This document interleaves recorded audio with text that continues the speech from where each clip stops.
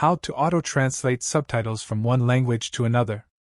To begin, I added a subtitle in English language and I want to auto-translate it to another language like Portuguese. First, go to Auto-Translate tab and select Auto-Translate. Here you can see that subtitle edit. Use Google Translate service for translation. My subtitle is in English, so I set from to English, and I want, for example, to translate it to Portuguese language. And just click on Translate.